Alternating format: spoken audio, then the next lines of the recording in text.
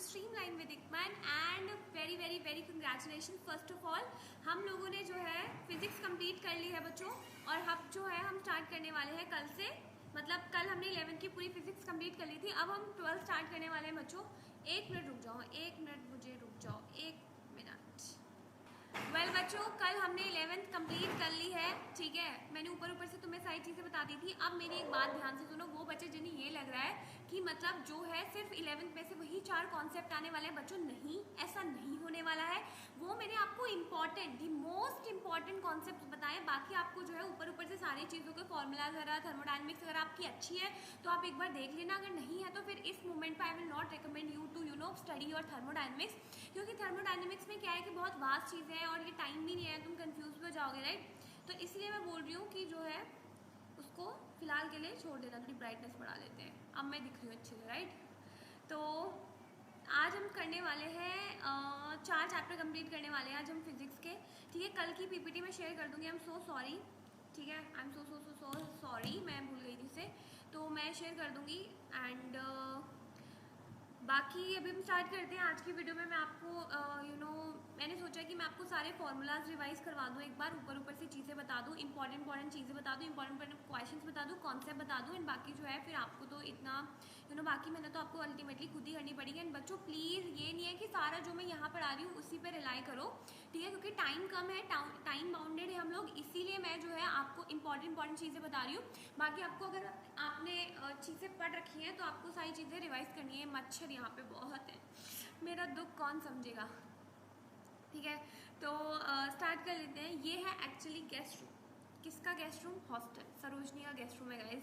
बच्चों यहाँ पे आके पढ़ोगे, देखना तुम जो बच्चे वहाँ पे बैठे हैं ना, एक दिन तुम भी यहाँ के बैठ के पढ़ोगे, क्योंकि तुम्हारे रूममेट्स जो हैं वो तुम्हें बोलेंगे कि बाहर जाके पढ़ो, फिर लाइब्रेरी में भी लोग भरे होंगे, तो फिर तुम आके यहाँ पढ़ोगे, ठीक है।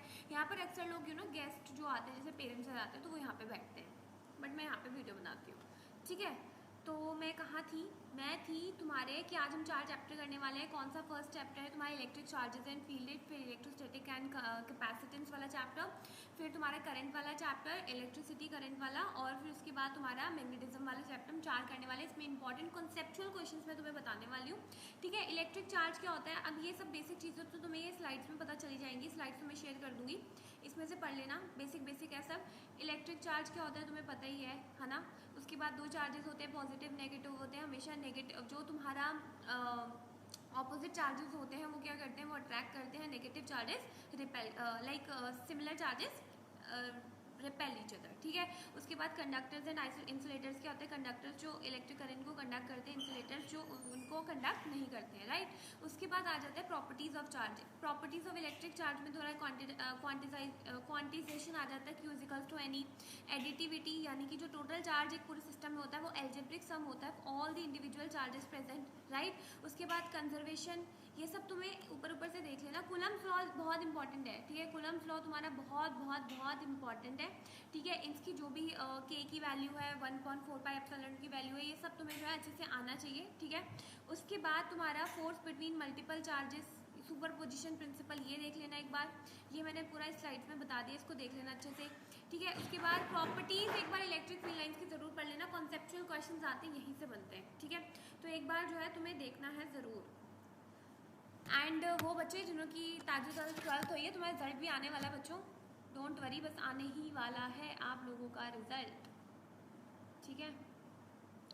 बाकी की जो इलेक्ट्रिक फील्ड लाइंस हैं वो कॉन्टिन्यूस कर्व्स बनाती हैं, कभी भी इंटरसेक्ट नहीं करती हैं, ठीक है। एंड इंटरनली जो है वो मैग्नेटिक, हाँ, कोई भी क्लोज लूप्स इनके नहीं बनते हैं। उसके बाद इलेक्ट्रिक डाइपोल। डाइपोल क्या होता है? 2 इक्वल एंड अपोजिट चार्जेस। ये क्या हो रहा है? ओह माय गॉड, कुछ बटन स्नप गए, वो नाइस, अच्छा था, बबल्स, ठीक है। अब स्टार्ट करते हैं सुपरपोजिशन ऑफ प्रिंसिपल। हाँ मैं आगे right.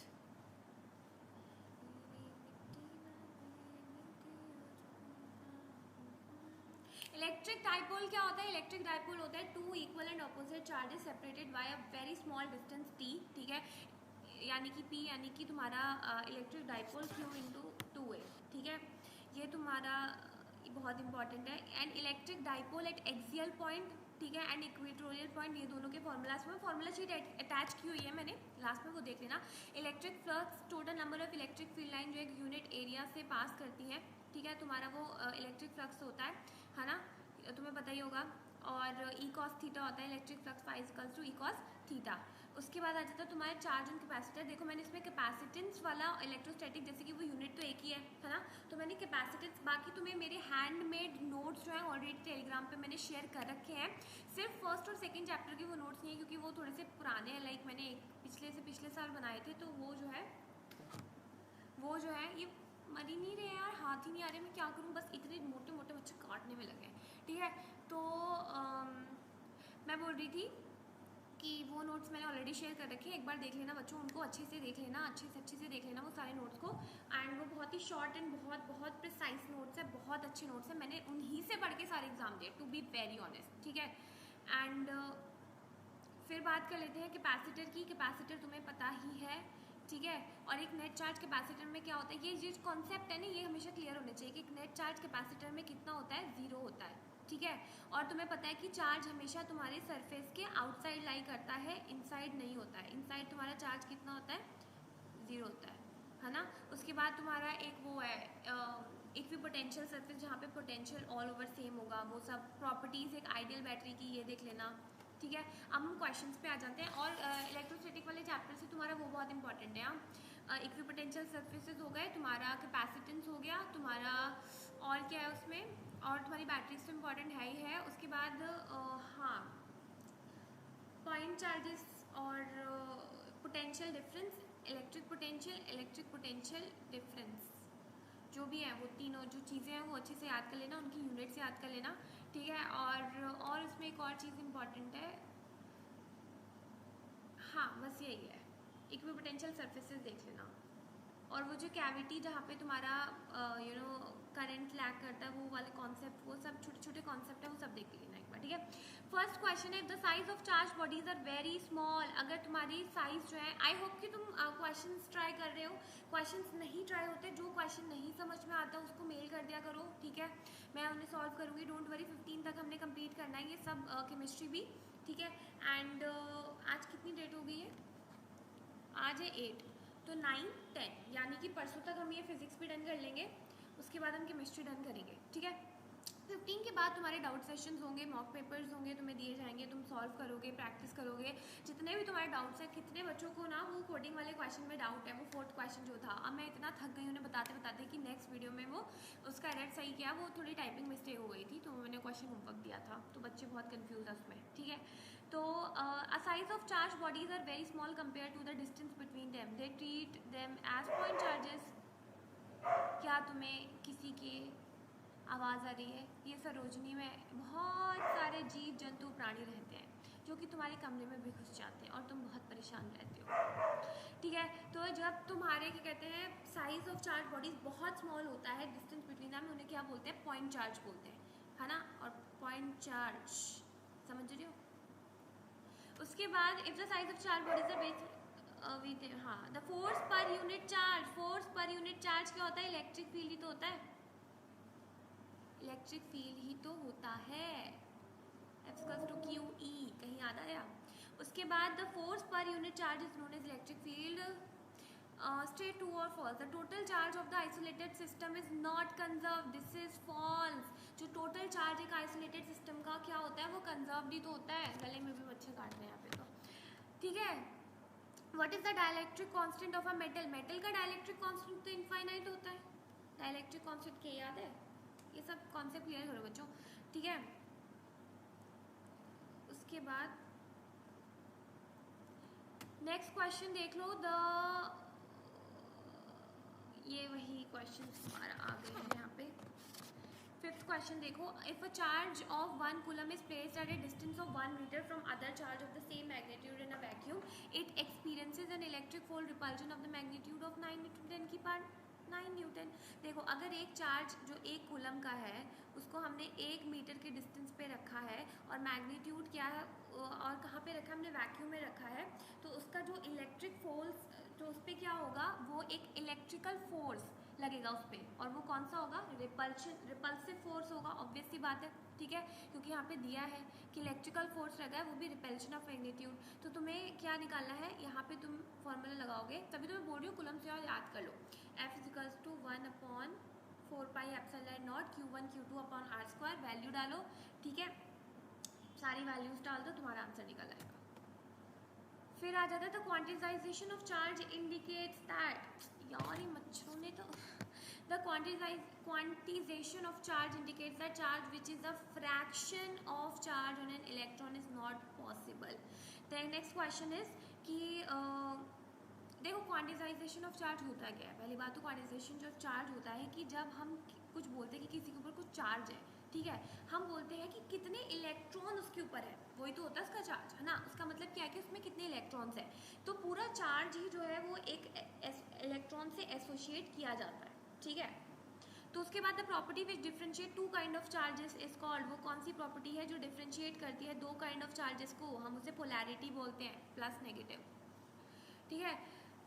The dash gives the information of field strength, direction and nature of the charge, electric field. Next question देखो, choose the correct answer, F=k Q1 Q2/r²। भाई ये क्या है, ये तुम्हारा कूलम्ब्स लॉ है, हमें तो अच्छे से पता है।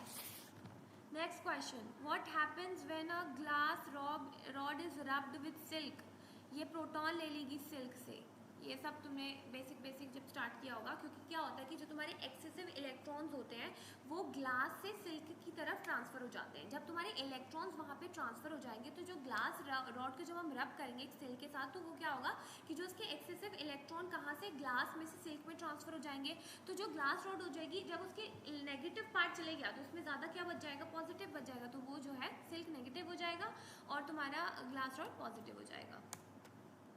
नेक्स्ट क्वेश्चन देखो, the attraction is the real proof of an object being charge, जो अट्रैक्शन है it is the real proof of an object being charged, the attraction is the real proof of an object being charged, true और false.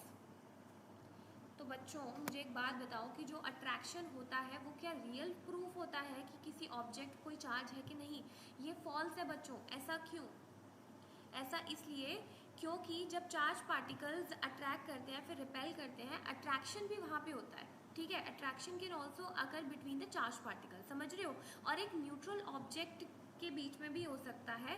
तो ये phenomena को हम क्या बोलते हैं, पोलराइजेशन बोलते हैं, पोलराइजेशन बोलते हैं, ये नहीं बोलते हैं, वो हमें ये प्रूफ नहीं देता है कि वो क्या कहते हैं, हम वो उससे अट्रैक्ट हो रहे हैं या फिर वो चार्ज हो रहा है, समझ में आ।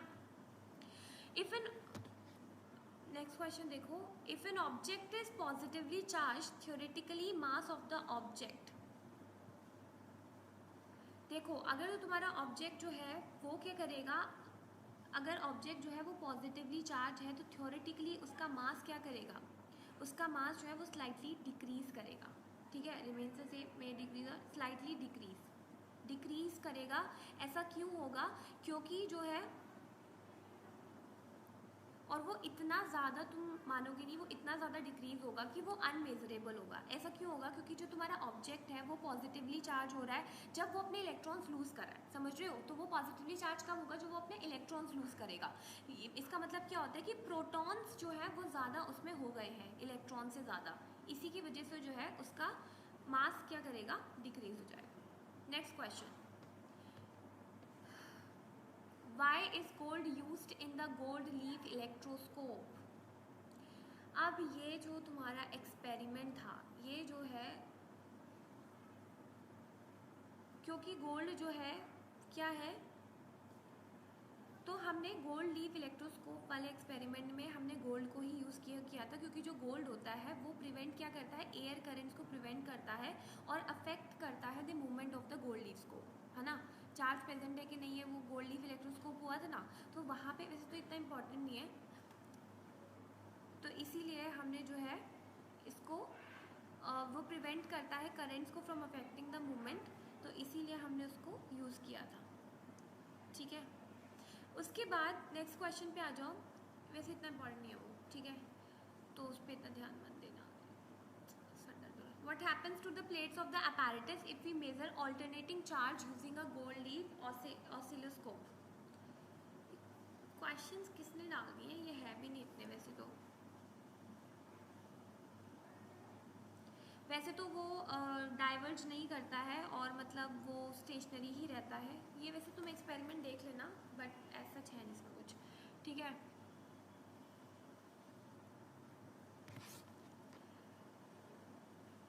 One coulomb is equals to dash electrostatic unit. क्या लग जाता है, एक minute. One coulomb is equals to dash electrostatic unit. तो मुझे एक बात बताओ, एक कूलम में कितने इलेक्ट्रोस्टैटिक यूनिट होती है? अगर तुम इसको याद आएगा तुम्हें, तो इसका होता है 3 × 10⁹ इलेक्ट्रोस्टैटिक यूनिट। इसको तुम्हें रटना पड़ेगा, ठीक है, क्योंकि 1 कूलम इक्वल्स टू 2.99 होता है, × 10⁹ करोगे फिर उसके बाद तुम्हारा आंसर निकलेगा। ये देख लेना एक बार, ठीक है। नेक्स्ट क्वेश्चन है तुम्हारा, number of electrons in 1 coulomb charges.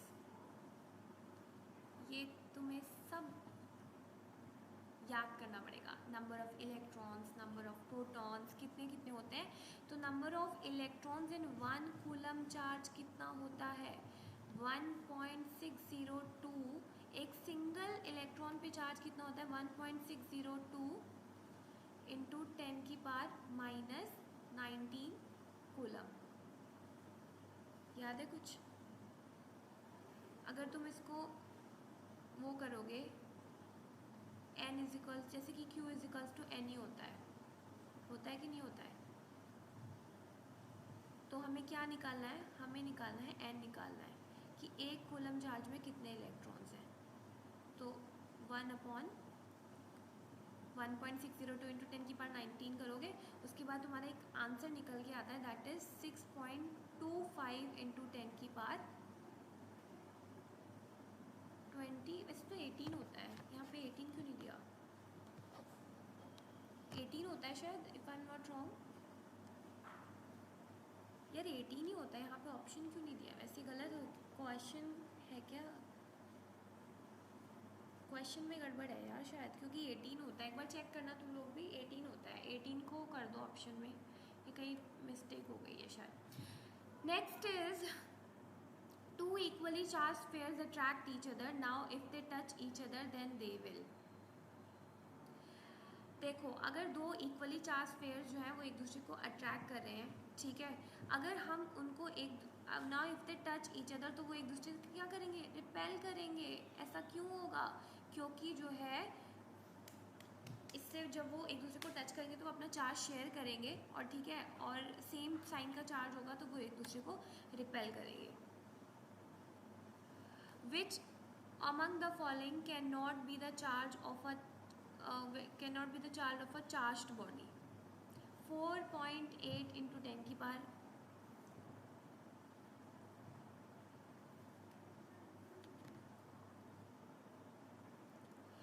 which among the following cannot be the charge of a charged body? Option A 4.8 × 10⁻14 coulomb, 6.4 × 10⁻15 coulomb, 5 × 10⁻14 coulomb and 3.2 × 10⁻10 coulomb। अब जो है ये बहुत ही समस्याजनक बात हो जाती है कि हमारे इसमें से कौन सा जो है ऐसा चार्ज है जो कि किसी भी चार्ज बॉडी का चार्ज नहीं हो सकता है। अब मुझे एक बात बताओ कि तुम्हारा चार्ज क्या होता है? वो क्वांटिजाइज्ड होता है, यानी कि वो डिस्क्रीट मल्टीपल्स में ही एग्जिस्ट करेगा एक एलिमेंट्री चार्ज के, याद है? तो जैसे कि तुम्हारे चार्ज क्वांटिजाइजेशन ऑफ चार्ज का फॉर्मूला क्या होता है? Q is equals to N होता है कि नहीं होता है? बिल्कुल होता है। तो अब इन सबको उसके फॉर्मूले में लगा के देखो, ठीक है। अब तुम्हारा ये जैसे कि 4.8 × 10⁻14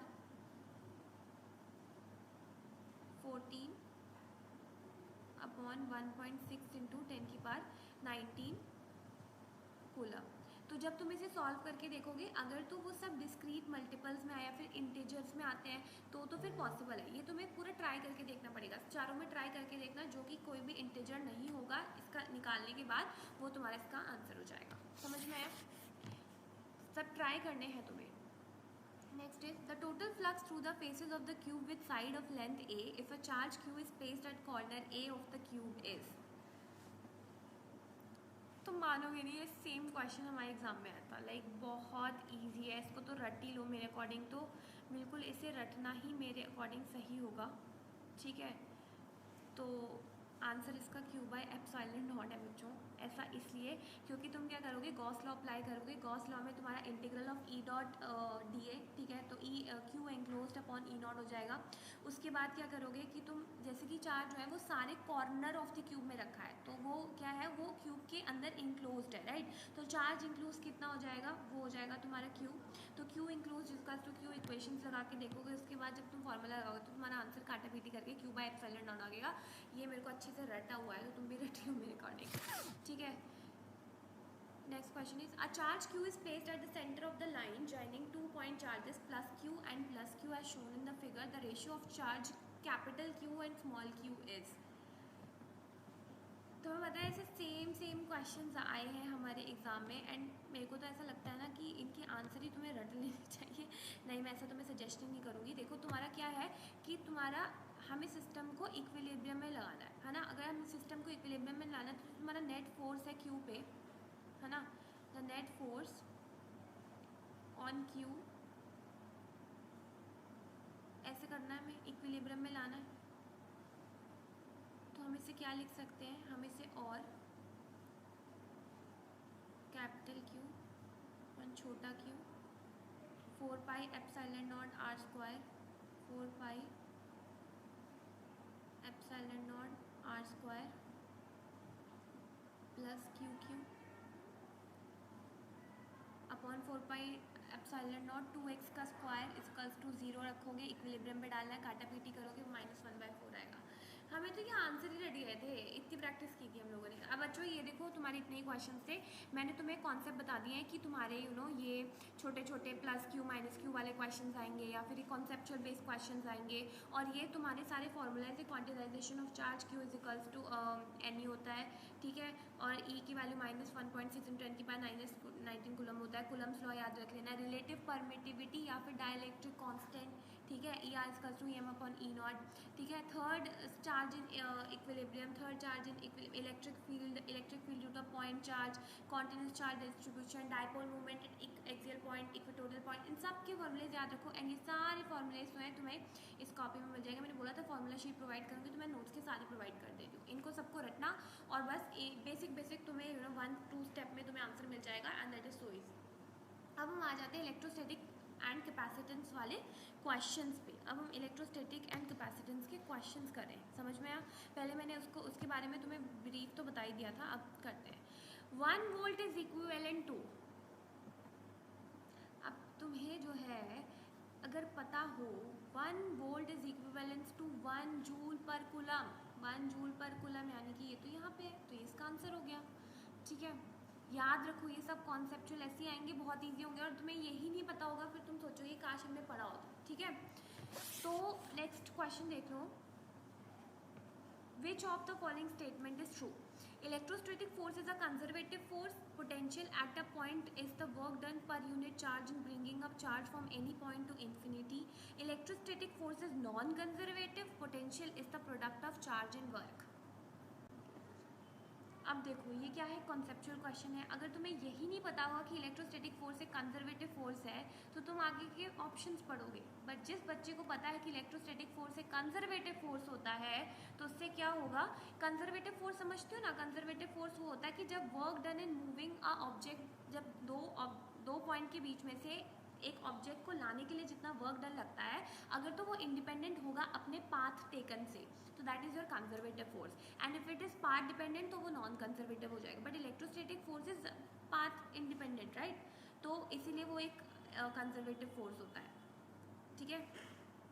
उसके बाद इलेक्ट्रोस्टैटिक, ये तो गलती वर्क हो गया, तो वो सब पहले ही समझ में आ जाएगा जब तुम पहले ही क्वेश्चन पढ़ोगे। तो नेक्स्ट देख लो।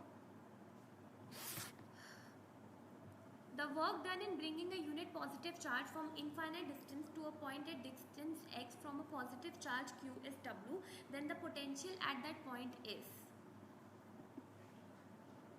अब मुझे एक बात बताओ कि जो वर्क डन है in bringing a unit positive charge from a infinite distance, ठीक है, एक वर्क डन एक यूनिट पॉजिटिव चार्ज को इनफाइनाइट डिस्टेंस से लाने के लिए, इनफाइनाइट डिस्टेंस से जब तुम कोई वर्क डन करते हो तो उस पर क्या लगता है, इलेक्ट्रिक पोटेंशियल लगता है ना, और इलेक्ट्रिक पोटेंशियल यहाँ पे क्या है, वो W दिया है। तो at then the potential at that point is, तो उस पॉइंट पे तुम्हारा पोटेंशियल क्या होगा, उस पॉइंट पे तुम्हारा पोटेंशियल निकालना होगा, तो वो तुम्हारा पोटेंशियल तो तुम्हारा W होगा ना। ऐसा क्यों होगा, क्योंकि जो चार्ज है, ठीक है, जो चार्ज है वो क्या है, मतलब जो चार्ज है वो पॉइंट चार्ज है, यानी कि यूनिट पॉजिटिव चार्ज है ना। तो जो इलेक्ट्रिक पोटेंशियल होगा वो इक्वल हो जाएगा वर्क डन के, है ना, इलेक्ट्रिक पोटेंशियल किसके हो जाएगा, वर्क डन के बराबर हो जाएगा, इसीलिए तुम्हारा पोटेंशियल कितना हो जाएगा, वो W हो जाएगा, ठीक है। ये क्या हो जाता है। नेक्स्ट क्वेश्चन देख लो, ये बहुत इजी क्वेश्चन आने वाले हैं। Next question is consider a uniform electric field in the Z direction, the potential is a constant, option A for any x for a given Z, for any y for a given Z, on the XY plane for a given Z, या all of these. अब तुम question को ध्यान से सुनो कि एक uniform electric field जो तुम्हारे Z डायरेक्शन में है, कौन से डायरेक्शन में, Z डायरेक्शन में है, अगर तुम्हारा Z डायरेक्शन में, तो जो पोटेंशियल होगा वो कांस्टेंट होगा फॉर एनी x या फिर ऑफ Z, है ना। तो क्या बोला कि पोटेंशियल कांस्टेंट है, यानी कि तुम्हारा पोटेंशियल कांस्टेंट होगा x के लिए भी, ठीक है, y के लिए भी और z के लिए भी।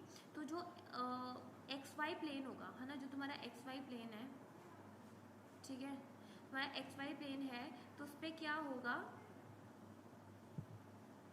यहाँ पे भी तुम्हारा पोटेंशियल सेम होगा, तो तुम्हारा पोटेंशियल यहाँ पे भी सेम है, तो तुम्हारा पोटेंशियल सारी जगह सेम है, तो XY plane for a given Z इसका आंसर हो जाएगा, ठीक है। क्योंकि जो तुम्हारा इलेक्ट्रिक फील्ड होगा वो एक फोर्स एक्सपीरियंस कर रहा होगा by a unit positive charge at a given point, है ना, क्योंकि यहाँ पे हमने बोला ना कि इलेक्ट्रिक फील्ड है, तो इलेक्ट्रिक फील्ड कहाँ से प्रोड्यूस हुआ होगा, एक पॉइंट चार्ज से प्रोड्यूस हुआ होगा, तो जो पॉइंट चार्ज है, वो जो पॉजिटिव चार्ज है, वो एक इलेक्ट्रिक फील्ड प्रोड्यूस कर रहा होगा, जिसका जो फोर्स है वो एक्सपीरियंस कर रहा होगा एक यूनिट पॉजिटिव चार्ज, है ना। तो जो इलेक्ट्रिक पोटेंशियल है वो क्या होता है, इट्स द पोटेंशियल एनर्जी पर unit charge at that point, ये तो पता है, it is the electric potential is the potential energy पर unit charge of that point. तो जब वो पोटेंशियल ही सब जगह कांस्टेंट है, तो वो पोटेंशियल कांस्टेंट कहाँ पे भी हो सकता है, एक्स और वाई पे भी हो सकता है। ये ऐसे कॉन्सेप्चुअल क्वेश्चन है, जब तक कॉन्सेप्चुअल क्वेश्चन समझ नहीं आएगा कैसे होगा। इक्वी पोटेंशियल सर्फेसेज, ये क्वेश्चन ना बहुत फेमस है, बहुत फेमस क्वेश्चन है। Equipotential surfaces, option A are closer in region of larger electric field compare to region of lower electric field. Second option will be more crowded near sharp edges of a conductor. Third will always be equally spaced. D option A and B are correct. जहाँ तक मुझे बात है, ये तो बिल्कुल सत्य बात लग रही है मुझे कि जो तुम्हारे इक्विपोटेंशियल सर्फेसेज हैं वो क्या करेंगे, वो तुम्हारे क्राउडेड होते हैं near the sharp edges of the conductor पे, और जो तुम्हारा इक्विपोटेंशियल सर्फेसेज होते हैं वो लार्ज इलेक्ट्रिक फील्ड में भी ज़्यादा पाए जाते हैं कंसिडर टू या लोअर इलेक्ट्रिक फील्ड। तो option both A and B are correct. समझ में आ गया, ठीक है। Next question, in a region of constant potential the electric field is uniform, the electric field is zero, there can be no charge inside the region. Option D both B and C are correct. तो मेरे बच्चों, इसमें क्या पूछा गया है कि जो एक इलेक्ट्रिक द रीजन है कांस्टेंट पोटेंशियल का, कांस्टेंट पोटेंशियल का एक रीजन है, तो इलेक्ट्रिक फील्ड वहाँ पे यूनिफॉर्म होगी। ऑब्वियस सी बात है, जब पोटेंशियल कांस्टेंट है तो इलेक्ट्रिक फील्ड भी यूनिफॉर्म होगी, और जो इलेक्ट्रिक फील्ड होगा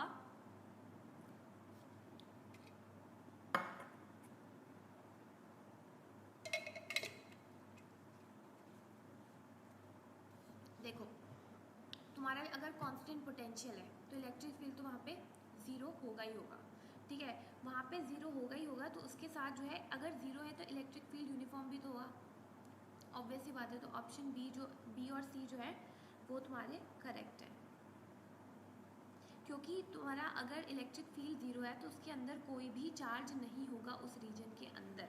समझ रहे हो, इसीलिए तुम्हारा option B and C are correct. अब हम आगे बढ़ते हैं। तो वही मैं बोल रही हूँ, जब तक तुम्हारे कॉन्सेप्ट्स बिल्कुल क्लियर नहीं होंगे ना, तो तुम अप्रोच दे ही नहीं पाओगे। तभी मैं बोल रही हूँ बेसिक्स क्लियर करो, ऐसे ही सिंपल सिंपल क्वेश्चंस आने वाले हैं, ठीक है। तो यही तुम्हें करना पड़ेगा।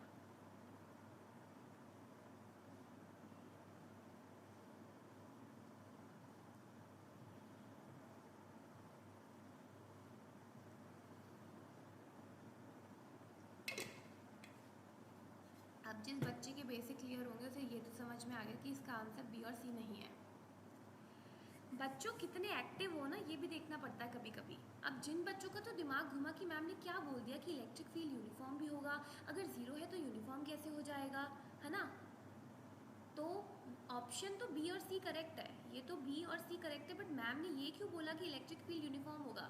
अब जो बच्चे बी और सी सोच के समझ में बोल ए ऑप्शन रही हूँ, और बच्चे जो है वो सी की तरफ उन्होंने ध्यान ही नहीं दिया, और मैं बोल रही हूँ कि अगर ज़ीरो होगा तो यूनिफॉर्म होगा। एंड बच्चों ने हाँ, जिसने तो भाई हाँ में हाँ मिला दी समझ लो, वो तो बिल्कुल सो के वीडियो देख रहा है। एंड जिन बच्चों का दिमाग घूमा कि हाँ मैम बोल क्या रही है, ये क्या चल रहा है, तो वो बच्चे बिल्कुल सही और बिल्कुल दिमाग लगा के यूज़ करें बच्चों। ऑप्शन बी और सी करेक्ट है, यानी कि तुम्हारा इलेक्ट्रिक फील्ड क्या होगा, अंदर जीरो होगा। ऐसा क्यों, क्योंकि जो तुम्हारा कांस्टेंट पोटेंशियल है तो कोई भी चार्ज इनसाइड द रीजन होगा ही नहीं। जब इनसाइड अगर तुम्हारा कोई चार्ज ही अंदर प्रेजेंट नहीं है तो तुम्हारा इलेक्ट्रिक फील्ड कहाँ से प्रोड्यूस होगा भाई, क्योंकि एक चार्ज ही तो इलेक्ट्रिक फील्ड अपने सरफेस पे बनाता है। भाई थोड़ा सा दिमाग इस्तेमाल करो बच्चों, यही कॉन्सेप्चुअल क्वेश्चन है। तुम्हारा चार्ज ही तो इलेक्ट्रिक फील्ड बनाता है, ऑब्वियस सी बात है। ठीक है, नेक्स्ट क्वेश्चन देखते हैं। A test charge is moved from lower potential to a higher potential point. The potential energy of test charge will remain same, increase, decrease या फिर become zero। तो इसमें क्या होगा कि जो तुम्हारा the test charge is moved from a lower potential to a higher potential. The potential energy of test charge will remain same, increase, decrease और become zero। तो मेरी बात सुनो, एक टेस्ट चार्ज है तुम्हारा, ठीक है, टेस्ट चार्ज ले लेते हैं।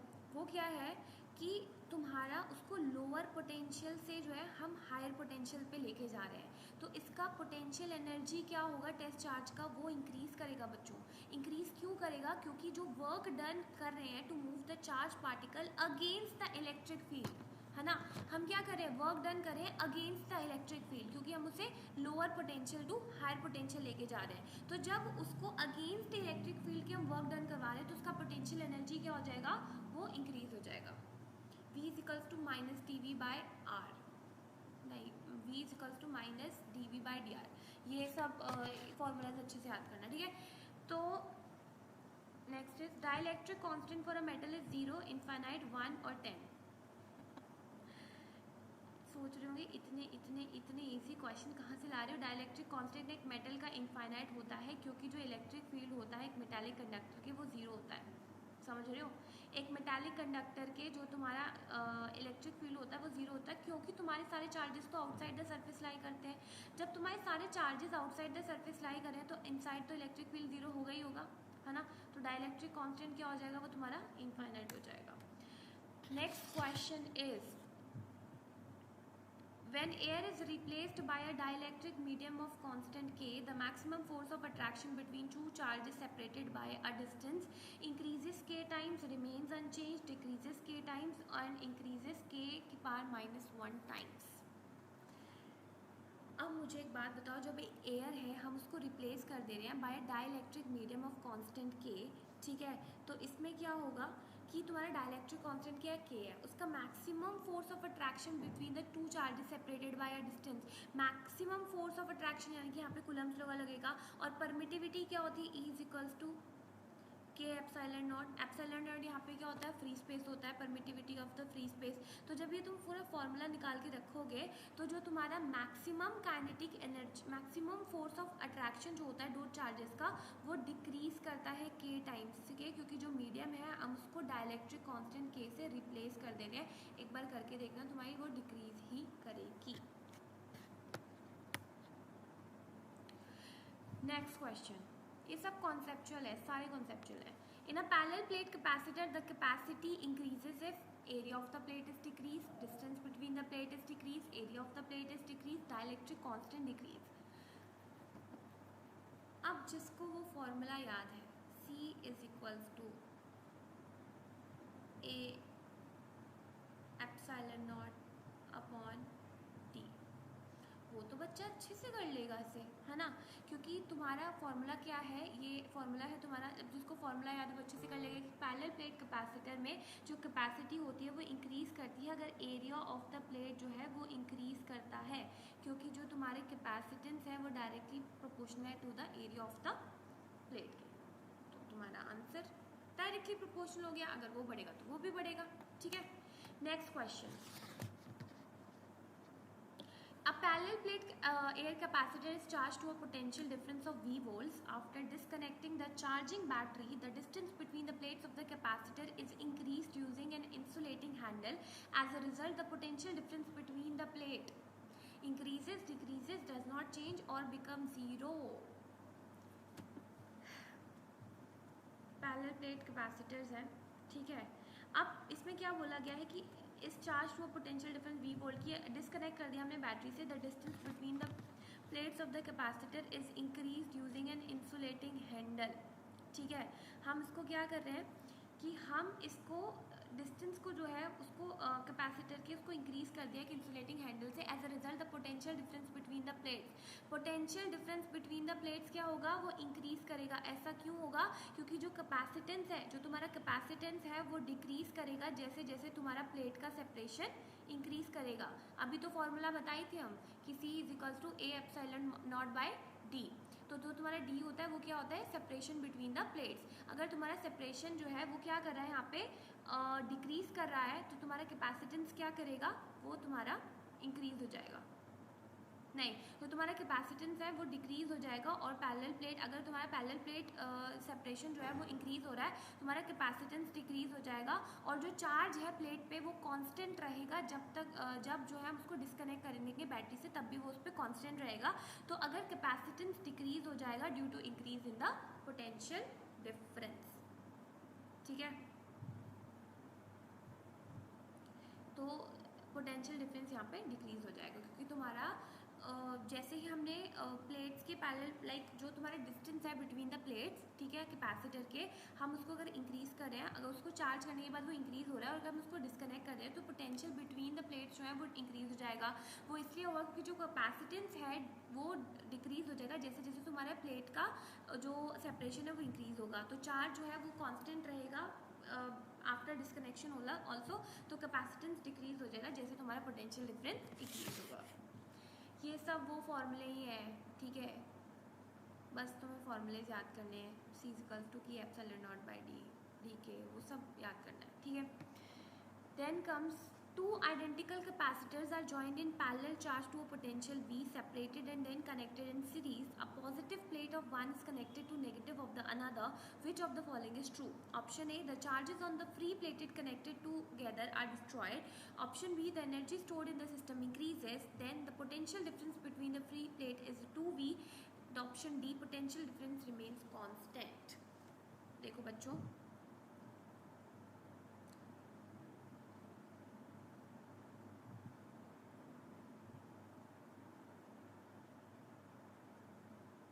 दो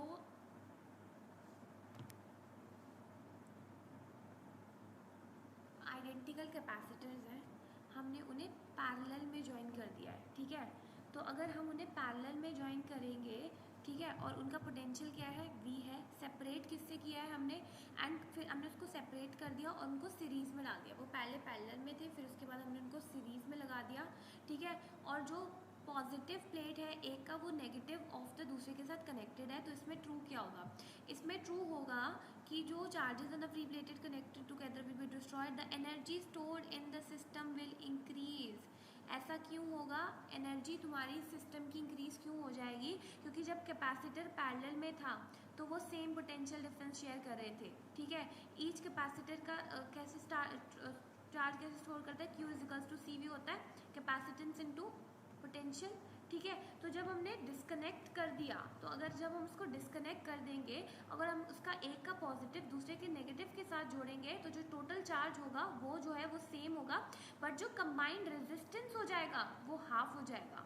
समझ रहे हो, तुम्हारा कंबाइंड रेजिस्टेंस जो है वो हाफ हो जाएगा। इससे क्या होगा कि तुम्हारा जो पोटेंशियल है वो डबल हो जाएगा अक्रॉस द कैपेसिटर। अगर तुम्हारा पोटेंशियल इंक्रीज हो गया तो तुम्हारी एनर्जी भी इंक्रीज हो जाएगी। Next question, a capacitor has some dielectric between its plate and the capacitor is connected to a DC source. The battery is now disconnected and then the dielectric is removed. The capacitance will decrease, the energy stored will decrease, the electric field will increase or voltage will decrease. Question देखो, एक capacitor है, हम उसको एक dielectric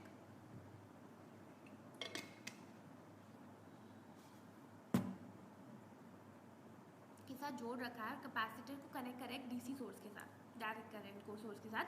तो जो हमारी battery है, अगर हम उसको डिस्कनेक्ट कर देंगे और उसके डाइलेक्ट्रिक को रिमूव कर देंगे तो क्या होगा, ठीक है, तो तुम्हारा कैपेसिटेंस है वो डिक्रीज हो जाएगा। देखो तुम्हारा क्या था, जब हमने डाइलेक्ट्रिक को रिमूव किया था कैपेसिटर से, ठीक है, जब वो कनेक्टेड था एक डीसी सोर्स से, यानी कि जो बैटरी थी वो डिस्कनेक्ट नहीं हुई थी उस टाइम पे, तो उस टाइम पे क्या होगा कि उस टाइम पे जो तुम्हारा कैपेसिटेंस था वो डिक्रीज करेगा, वोल्टेज जो होगी कैपेसिटर के उस पर वो भी डिक्रीज करेगी। वो इसलिए होगा कि जो बैटरी है वो एक कांस्टेंट वोल्टेज दे रही है पूरी प्लेट्स में, ठीक है। तो फिर उसके बाद क्या होगा, जो रिड्यूस्ड कैपेसिटेंस होगा उसको क्या चाहिए होगी, लोअर वोल्टेज चाहिए होगी, ताकि वो सेम अमाउंट ऑफ चार्ज को स्टोर कर सके, ठीक है। तो जो एनर्जी स्टोर होगी वो भी डिक्रीज करेगी और जो इलेक्ट्रिक फील्ड होगा वो भी डिक्रीज करेगा। समझ में आया? तो आंसर तुम्हारा ये हो गया। उसके बाद next question, two spherical conductors each of capacity C are charge to a potential V and minus V, then they are then connected by means of fine wire. The loss of energy is। मुझे एक बात बताओ, दो spherical conductors है, ठीक है, of capacitor, एक capacity C है और potential V and minus V है। अगर energy stored in a capacitor का फॉर्मूला क्या होता है, U is equals to half CV², ठीक है। और हमें दो कैपेसिटर्स को ज्वाइन कर रखा है, तो इन दोनों का कंबाइंड कैसे निकालोगे, C1/C2 निकालोगे, ठीक है।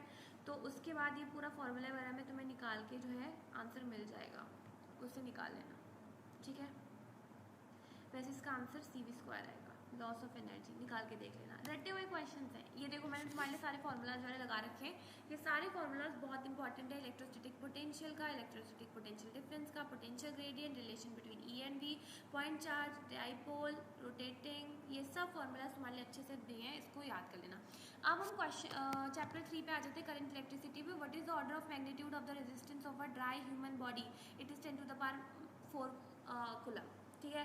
मैग्नीट्यूड कितना होता है ड्राई ह्यूमन बॉडी का, order of magnitude of the resistance कितना होता है, 10⁴ ओम होता है, इसे याद कर लो, ठीक है, ठीक है। Then is a silver wire has a resistance of, ये तो यार सारे रेजिस्टिविटी और कोएफिशिएंट वाले सारे फॉर्मूला बेस्ड हैं यार, T1 निकालो, फिर T2 R1 डालो, फिर वो जो तुम्हारा फॉर्मूला है alpha equals to R2 minus R1 upon R1 T1 minus T2, वो फॉर्मूला लगाओ। जो टेम्परेचर कोफिशिएंट रेजिस्टिविटी का होता है, क्या होता है, alpha equals to R2 minus R1 upon R1 T2 minus T1 minus T2, वो फॉर्मूला लगाओ, आंसर निकल आएगा। तो बहुत ईजी है, ठीक है।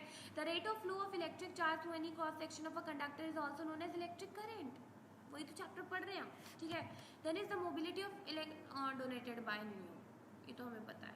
Which of the following is non ohmic resistance, diode जो होता है वो एक नॉन ओमिक रेजिस्टेंस होता है, ठीक है। नॉन ओमिक रेजिस्टेंस क्या होता है, जो ओम्स लॉ को फॉलो नहीं करता, तो इसमें डायोड ही है जो ओम्स लॉ को फॉलो नहीं करता। Unit of conductance is siemens, सब याद करने वाली चीज है। करंट क्या है, टेंसर क्वांटिटी है, बट टेंसर नहीं दी है, ठीक है। तो current density, sorry current density जो है वो तुम्हारी वेक्टर क्वांटिटी है, ठीक है।